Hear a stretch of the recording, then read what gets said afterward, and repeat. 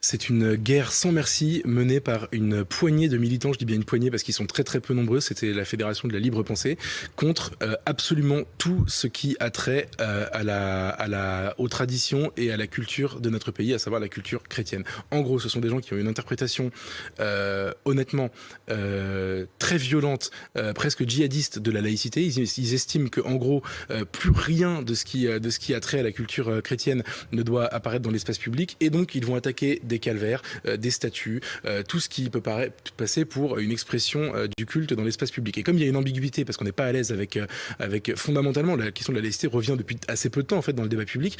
Et pendant des années, il faut préciser que cette statue, elle n'a pas été érigée.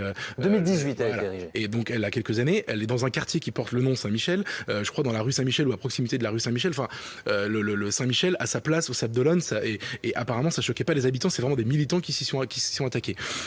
Donc ce qui est amusant, c'est qu'en fait c'est une guerre sans merci menée contre des traces de la culture chrétienne dans notre pays, et la justice, la nouveauté, c'est que la justice en réalité leur donne raison. C'est arrivé, je crois, il y a quelques années avec un calvaire en Bretagne. La justice leur donne raison, et donc ils vont continuer ce combat, et c'est un scandale. J'espère que la mobilisation des habitants suffira au moins à faire peser une petite pression sur la cour d'appel.